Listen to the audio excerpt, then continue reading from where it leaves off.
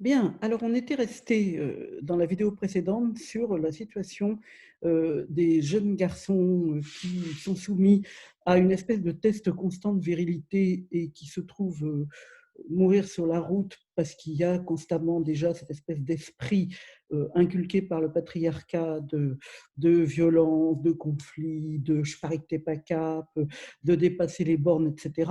Et qu'on éduque donc à se croire immortel. Alors j'avais évoqué très rapidement le témoignage d'un ami qui était prof de collège du côté de Tourcoing et qui disait qu'il perdait des élèves, véritablement, qu'il y avait des élèves qui étaient morts.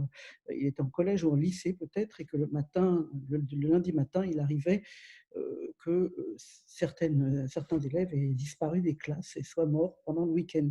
Donc c'est pour vous dire l'importance de cette réflexion aussi sur le patriarcat par rapport aux hommes et aux assignés hommes, aux hommes TM, hein, comme disait Haraway dans mon dernier épisode.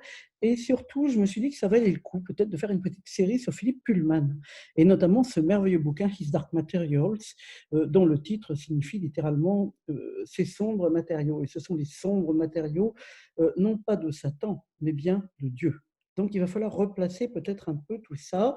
D'abord, je vais rappeler les dates rapidement. Je vais rappeler que Philippe Pullman écrit son premier ouvrage en anglais en 1995, c'est-à-dire carrément 2 ans avant Harry Potter. Donc c'est 95 et Harry Potter, c'est 1997. Hein. Même chose en anglais, je ne parle pas des traductions. Donc, le premier tome, c'est le Northern Lights, c'est connu en Amérique, enfin aux USA plutôt, sous le titre The Golden Compass. Autrement dit, c'est l'outil qu'utilise Lyra, la boussole d'or. Le deuxième tome, The Subtle Knife, c'est l'outil Subtle Knife. Excusez-moi, je prononce comme une vache espagnole, mais bon, vous avez compris, c'est écrit sur le tableau, si j'ose dire. Bon, le deuxième tome, c'est Will, hein, qui utilise ce couteau, qui est en fait un atamé, on verra, un atamé Wiccan, un couteau qui ouvre les mondes, et il y a une dimension sorcière extrêmement forte quand, disons, Will tient ce couteau et l'utilise entre les mains. Et le troisième, le miroir d'ambre, cette fois je ne m'hasarderai plus à le citer en anglais, bref, c'est Mary Malone, la scientifique, qui fabrique et utilise ce miroir. Alors, de quoi parle ce livre? Eh bien, de la lutte qu'il faut mener contre le catholicisme, en ce sens qu'il faut arrêter de parler du royaume des cieux pour faire advenir la république des cieux. Ça veut dire qu'il faudrait jeter à terre ce Dieu usurpateur, et il associe sexisme et religion, et tout ça, c'est pas bon. Donc, c'est la principale motivation de Philippe Pullman. Alors, ça doit son titre His Dark Material, c'est une citation d'un livre de Milton que tout le monde connaît, Paradise Lost, traduit en français par c'est la perte du paradis, mais disons le paradis perdu. Hein, voilà. Et c'est une épopée anglaise théologique et politique, et c'est ce qui fait que Pullman se trouve à écrire une sorte de traité, comment dire, traité théologico-politique. Hein. On croirait les grands philosophes du temps passé, traité théologico-politique. Bon, il y a cette dimension-là, sauf que c'est un traité pour aujourd'hui, un traité extrêmement important. C'est un livre fondamental, hein, c'est un chef-d'œuvre de littérature mondiale. Hein, c'est pas du tout un petit bouquin pour enfants. On verra d'ailleurs rapidement, peut-être pas dans cette session-là, mais dans la suivante, qu'est-ce que ça veut dire hein, de qualifier un bouquin de livre pour enfants et pourquoi on fait ça. Alors, le choix de Milton n'est pas du hasard, c'est quelqu'un qui a le Satan de Milton a énormément séduit. Alors, j'ai pensé que plutôt que vous montrer des trucs de Chateaubriand a traduit ça, il a traduit Le Paradis perdu, parce qu'il était complètement fasciné par ce texte, mais Gustave Doré l'a vraiment illustré dans toute sa splendeur. Et il n'est pas jusqu'à Agatha Christie, dans son roman Rendez-vous à Bagdad, qui évoque ce classique, cette lecture scolaire de rigueur, si on veut, qu'est Le Paradis perdu. Donc, Satan, c'est quand même le plus intéressant de la bande. C'est, comment dire, il est plein de force, de rage, de fureur, d'énergie, de force. Et cette puissance rageuse, ça renvoie finalement les 12 cohortes d'anges à l'ennui sage et conformiste. Et vous voyez que Michelet, au chapitre 3 de La sorcière, écrit Les bons anges et les saints ont un air de parenté fadasse, hein, un air de parenté fadas, quote, quote, quote, et une égalité douceâtre qui leur donne une totale, quote, insipidité. Et donc, grâce à Milton, les romantiques vont préférer Satan à Dieu. Alors, je vous montre maintenant cette image, vous voyez qu'un petit bout, elle est très détaillée. Donc, voilà la chute de l'ange qui passe au milieu des étoiles. Et il arrive où, cet ange? Eh bien, il arrive sur la terre. Et là, vous avez le texte qui rappelle à quel point Michael et son armée, hein, tous ces gens-là ne pensent qu'à se battre, hein, comme il se doit en patriarchie unie. Et donc, ils battent le dragon. Le dragon, c'est un équivalent de ce Satan de Milton. C'est le dragon et Satan, disons, c'est un peu le même personnage. Et vous voyez, The Original Serpent, il est qualifié également de serpent originel. On l'appelle le diable, on l'appelle Satan. Et on l'a balancé où? Sur la terre. On le fait tomber sur la terre. Alors, on voit beaucoup mieux dans la deuxième image, qui est un peu plus petite. Vous voyez Satan en train de tomber du royaume des cieux sur la terre.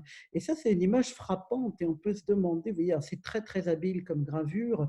Si je reviens à la première, où c'est encore plus détaillé, vous remarquez comment c'est fait. C'est des petits traits. En fait, c'est de la gravure sur bois. Je vais vous l'agrandir un petit peu. C'est de la gravure sur bois, mais pas du bois de fil, comme on dit. Ça, je vous en ai déjà parlé, je crois. C'est du bois debout. C'est-à-dire, au lieu de prendre le tasseau, si vous voulez, dans le sens de la longueur, on le prend verticalement, comme ça, et c'est la surface qui est dessus, là, qui permet de graver. C'est beaucoup plus dur et en même temps, c'est beaucoup plus précis. Donc, on a presque un aspect de gravure sur métal, vous voyez, d'une précision absolue, les petites hachures et tout. Et ici, donc, la chute de l'ange. Alors, je vous montre à présent un deuxième. Enfin, voilà. Ça, c'est la même chose, hein, c'est toujours Gustave Doré. Et on dirait vraiment une bande dessinée. Donc là, vous avez Satan qui est tombé et qui est complètement désespéré. Vous voyez, il est sur cette terre absolument inhospitalière. Il dit, mon Dieu, que m'est-il arrivé? Comment en suis-je arrivé là? Enfin, voilà. Et il va se casser la figure allègrement. Donc là, il est... Ah là, je crois qu'il y a la... C'est pas l'autre, là. Oui, oui, c'est peut-être Michael qui est en train de venir l'embêter. Je ne sais pas trop, à vrai dire, mais enfin, bon, ici, vous voyez, il est par terre et ça ne va pas du tout. Et puis, il est diabolique. Enfin, vous voyez le détail des serpents, c'est pas les serpents, c'est une espèce de jupe recourbée, mais ça évoque vraiment la nature serpent. Et puis cette chauve-souris qui revient sans arrêt dans toutes ces thématiques. C'est étonnant, hein, cette hantise de la chauve-souris des romantiques comme Gustave Doré, qu'on a ici. Hein, c'est vraiment le graveur romantique dans toute sa splendeur. Et il a illustré des tas de bouquins. Donc, on a cette chauve-souris comme symbole diabolique. Et après, la chauve-souris, elle devient le symbole des vampires, hein, qui est associé à la peste et aux maladies. Et encore aujourd'hui, la chauve-souris associée à Ebola, associée au Covid, associée à tout ce que vous voulez. C'est vraiment le réceptacle. La chauve-souris, c'est un animal chargé d'un imaginaire extrêmement fort. Et donc, on en voit déjà un exemple ici à travers ces gravures de Gustave Doré. Alors, ce qui est intéressant aussi, c'est de se dire, mais il y en a vraiment beaucoup. Alors, encore une.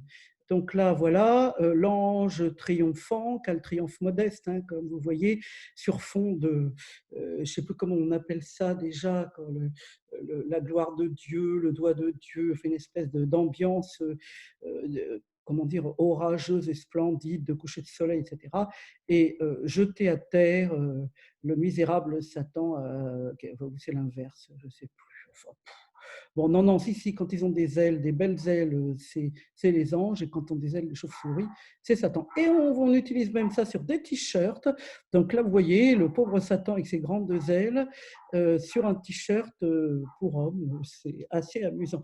Alors, finalement, le moment que choisit Pullman, c'est ce moment-là, c'est celui de la plongée dans l'enfer. La scène se passe dans un abîme sauvage et chaotique, où tous les éléments air, terre, mer, etc., sont dans un magma repoussant.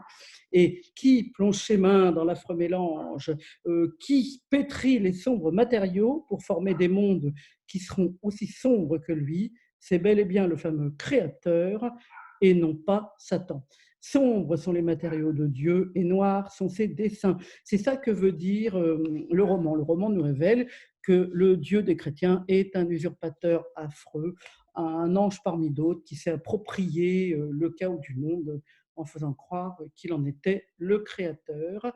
Et je cite, depuis des milliers d'années, nous n'avons connu que mensonges, propagande, cruauté et tromperie. Il est temps de tout recommencer correctement cette fois. Ça, c'est une citation traduite en français du roman. Donc, Pullman veut tordre le cou à toute cette tradition et il va instaurer une nouvelle Ève, un nouvel Adam et un nouveau serpent. La nouvelle Ève, c'est Lyra, le nouvel Adam, c'est Will, et le nouveau serpent, c'est la serpente, bien sûr. Le serpent est en général un animal féminin dans pratiquement toutes les langues, sauf le français, je crois l'italien aussi, mais en général, on dit, vous voyez, la serpiente en espagnol, la cobra en portugais, en allemand, c'est féminin aussi, je ne sais plus comment on dit, bon, mais disons que dans toutes les langues genrées, assez souvent, le serpent est associé au féminin. Je ne sais pas si on en a déjà parlé, mais c'est quand même lié à la terre, à la profondeur de la terre, et Quetzalcoatl, par exemple, c'est très probablement une déesse serpente. Le fait qu'elle ait des prêtres mâles ne veut rien dire. Des tas de déesses ont des serviteurs masculins, ce n'est pas contradictoire. Et Quetzalcoatl, la déesse serpente, s'oppose au dieu de la pluie dont j'ai oublié le nom, qui est un nom assez compliqué à prononcer aussi. Et on a vraiment une structure mythologique qu'on retrouve pratiquement dans la plupart des civilisations. Donc, ce qui est très intéressant, c'est que le serpent, la serpente, c'est Marie, Mary alone, elle arrive seule dans un nouveau monde, et ce serpent va être un animal absolument positif. Alors, le roman fait allusion à une période qui correspond à 33 millions d'années. Oui, c'est bien ça. Marie rencontre une civilisation de 33 millions d'années. Or, si on réfléchit, ces 33 millions d'années, c'est à peu près la période où, au Paléolithique, les femmes commencent à graver et à peindre les parois, à décorer et à orner les objets et à sculpter des déesses, ce qui permet d'ancrer un retour symbolique au temps de la déesse mère. Alors vous allez me dire, mais non, ce n'est pas les femmes qui font les peintures, c'est les hommes, bien sûr, le grand peintre, le grand peintre, le grand peintre. Non, non, non, non. Il y a eu des études qui ont été faites. Alors vous trouvez ça dans un bouquin qu'on a écrit avec Magdalena Ashtergal, où on a repris les articles où tout cela a été mis en perspective et prouvé que c'était principalement des femmes et même quelques enfants qui principalement faisaient tout ce travail qu'on attribue traditionnellement aux hommes, la peinture, les parois, la décoration des objets et surtout la fabrication des déesses. En effet, la structure de ces déesses, la façon dont elles sont faites, je voyais les déesses paléolithiques, ces petites bonnes femmes bizarres sans visage avec des gros seins, un ventre encore plus énorme et presque pas de jambes et pas de bras, c'est parce que c'était les femmes elles-mêmes qui se regardaient comme ça, enceintes, peut-être, probablement enceintes, et qui sculptaient donc ce qu'elles voyaient. Donc voilà, finalement, quelque chose qui résonne avec le féminisme de Pullman, qui constitue, c'est-à-dire que c'est un livre, c'est un auteur extrêmement féministe. Il fait partie du grand panthéon des auteurs féministes, hein, Philippe Pullman, et c'est pour ça qu'on va exposer un peu plus en détail tout ce qui se passe finalement dans ce roman, et surtout par rapport à quel modèle, je vous le donne en mille, il a été écrit. Alors je crois que c'est Paul Valéry qui disait « On ne lit bien que ce qu'on lit dans un intérêt tout personnel, ce peut être la haine de l'auteur ». Autrement dit, cela peut être la haine de l'auteur. Donc quand vous lisez quelque chose dans un intérêt personnel en haïssant l'auteur, ça donne à la croisée des mondes. Et avez-vous deviné quel est l'auteur que est à ce point Pullman? Eh bien oui, c'est l'auteur du fameux truc de Narnia. Narnia, cet épouvantable syro-catholique, abominable, qui prône la mort comme libération, avec sa figure christique de lion et son mépris des femmes, a complètement écœuré Pullman, et il a écrit His Dark Materials contre Narnia.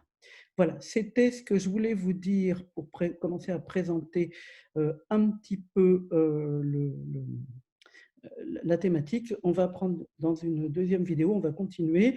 Alors, on va parler la prochaine fois de la question des livres pour enfants, c'est-à-dire pourquoi tous ces bouquins, je parle de Philippe Pullman, mais aussi de Harry Potter, ont-ils été qualifiés de livres pour enfants.